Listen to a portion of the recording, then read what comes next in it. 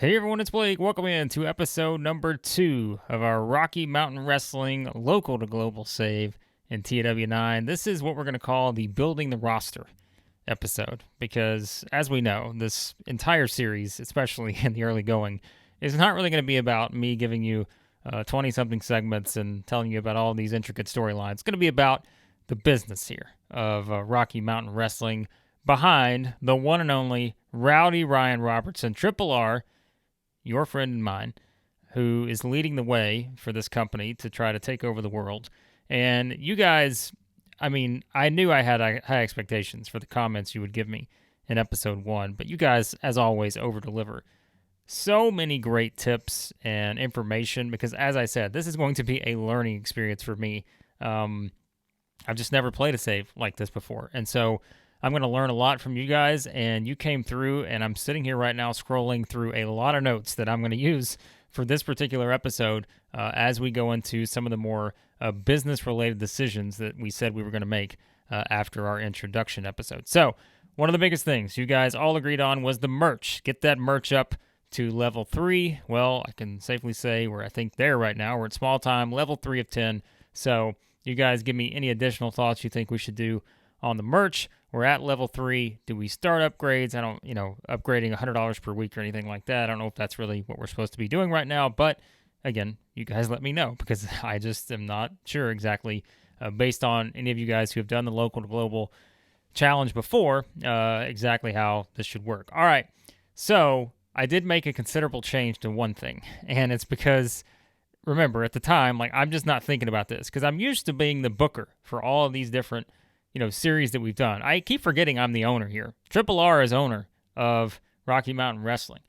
And I kept forgetting I can actually change the product before we get started because, as you guys pointed out, the 70s style Golden Age product was going to be somewhat of a challenge potentially with the 20-plus minute matches needing the world-class scores and all that. And you guys know what I'm used to. If you look at any of the series we've booked here on this channel, they all relate to one particular product, right? And that is your typical sports entertainment style where you have, storylines, you have all this other stuff. And trust me, I'm not going to get into all these really deep storylines anytime soon. We're all about trying to make money here. I'm not worried about the stories. We'll have some fun with them as we usually do, but we're not going to go in depth anywhere near the level that we do with a WWE, save or anything like that. So I did change it to classic sports entertainment instead.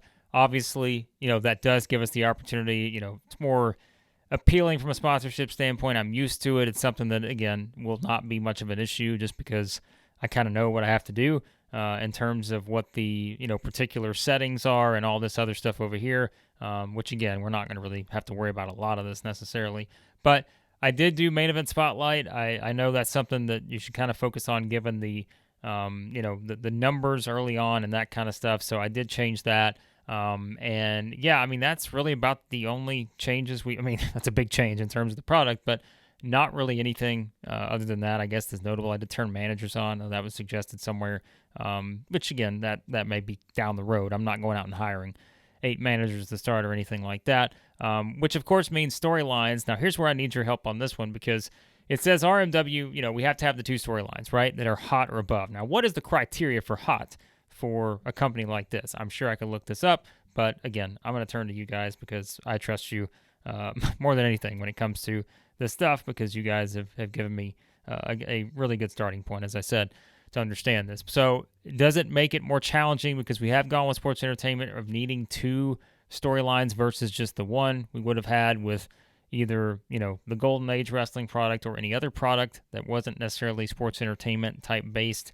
So I think that, is definitely something to look at there. And just, is that going to be a huge challenge? I'm not sure exactly how that works. But all right, so there are kind of the, top points I wanted to get out there at the start. I know people also mentioned the frequency, and that is something where we're talking about kind of the schedules, and I mentioned, what do we do? How many shows do we do or anything like that? It seems like the consensus number in terms of the schedule is going to be kind of starting off at that 1 a month or whatever, shorter type shows. I know this is like 1.5 hours. I'm pretty sure I'm going to change this to just an hour, just because I feel like that's probably more fitting. But again, if you guys are like, oh, no, you're going down the wrong path, just scream in the comments.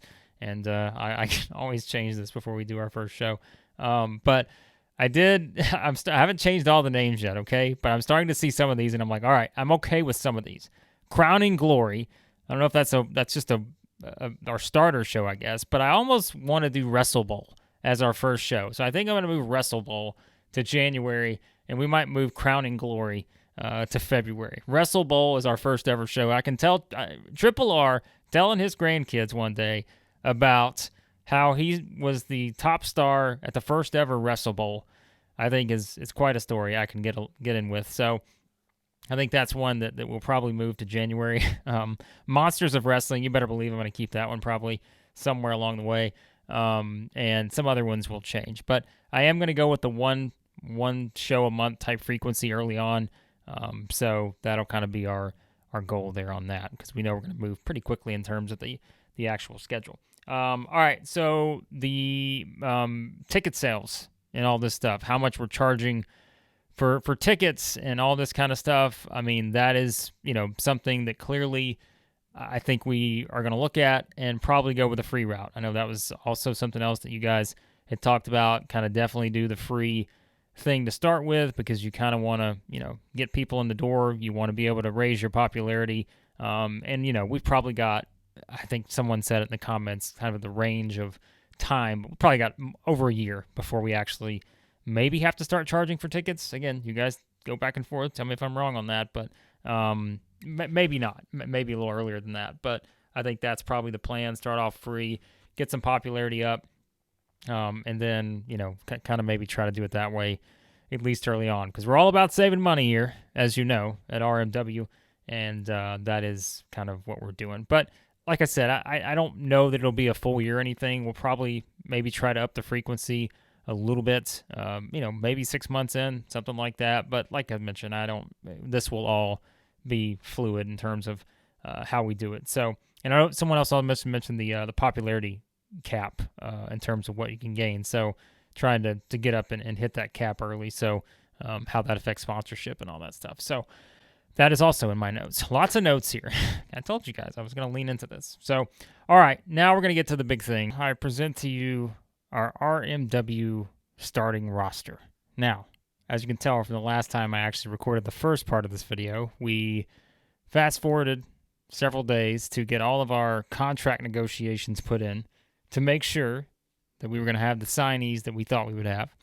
And here's what I came up with. Now, there are 10 people on this roster. Now, of course, we signed 9 people. Rowdy Ryan Robertson, Triple R, is already on the roster. Now, I know some people may say, well, this is too many or whatever, and that's just, again, give me your feedback. I'm not saying we have to necessarily use everyone here on the first show, but we have 9 other people outside of Triple R, and I want to know what you guys think. I shortlisted about probably 40 people, and these are the ones I came up with. I will tell you, I think the only person on this roster that cost more than $30 was American Flash, who cost $50 per show. So if that was way too many, just let me know and we'll get rid of this guy. But he was the one that I thought maybe could be worth it at the start. Now, again, you guys can tell me if I'm doing this wrong, but he does have a 30 popularity in the Northwest. I know he has other things going on too, but I mean, I still thought it could be interesting to look at him as an option for $20 more. It's a lot of money, I know, but $50 per show. If we think he's worth too much, we don't have to use him, but obviously he has a lot of skill, and he has a popularity that's just way further along than anyone else on the roster. So that was my thinking on American Flash. So you can give me the thumbs up or thumbs down on Mr. Flash, but 5'7", luchador, very experienced, professional personality, a legend, if you will, in TEW lore as a CZCW guy. We go from American Flash to the Flying Patriot. You can tell there's going to be a theme on this roster. You're going to see in a second. Flying Patriot was one of the first ones we looked at, a daredevil, 23 years old. Again, only cost $30. The skills are not the best, but I mean, hey, again, we're going to gain popularity. He has 7 in the Northwest, so not quite there on Flash's level, but a relaxed personality. We don't have to worry about any locker room stuff. So Flying Patriot is in the mix here. Now, are you ready? We've gone 2 for 2 on masks. Are you ready? Juggernaut Jones, who doesn't wear a mask, but are you kidding me that I'm going to pass up a guy named Juggernaut Jones, who's 24 years old, 6'7", 306, an absolute powerhouse? Are you telling me that Juggernaut Jones and Flying Patriot at 5'8" and 6'7", powerhouse versus Daredevil, couldn't sell me at least 5 tickets? At least 5 people are in the door to watch that match. So he's an FCW guy, so obviously that's his first priority. We'll need to check schedules and all that in terms of this. But again, only $30 it costs for Big Juggernaut. My man's got some menace. We could use that for an angle. His primary skills are not the best, but hey, at least we're going to give this guy a shot. He does have 2 popularity in Northwest. So that's not what we're looking for, but I can tell you we're going to make this guy a former college football standout. We can make him into a superstar in the future. And also worth noting here, we kind of split it. I think we have 5 baby faces, 5 heels. So that was also in there, maybe 4 and 6, but something like that. So Juggernaut Jones, I just love the name too much, and he didn't cost much money. And I was like, I'm going to give this guy a shot at Wrestle Bowl. All right, Mobstar, another signee here. So Mobstar is a little older, 35, quiet personality, not worried about it, impactful wrestler. He was the only person of that type style. But, again, his skills are really good. He's a little fatigued here, it seems. But, I mean, the skills are nice. And also, someone's got to correct me on this. He has 100 reputation, 100 experience. So, do we have to hire a road agent? Can he be used in that spot? Like, I just got to remind me of this kind of stuff. This is where it all runs together for me a bit. But he is someone I think that could be kind of, easy to use in this spot. He's got 9 popularity in the Northwest, so worth noting too. So I thought this would be a nice addition just in terms of the starting, and he can work face. So he's someone that I thought would be a good starting point. All right, Primetime Jack Pride. Oh, Primetime, 21 years old, a cocky little bastard here, as Jack Pride has, of course, a lot of wide ranges of good skills here in terms of his performance. He's got pretty good, ranges here in terms of like the actual in-ring attributes. He doesn't have much experience. We know that. A lively personality. So as long as Primetime Jack doesn't get caught with his pants down somewhere or anything, this guy, 4 in the Northwest in terms of the popularity. Again, I think he's someone we could kind of use in this early going here as a potential option. So only costs $30 too. That's also worth noting there. Of course, Triple R.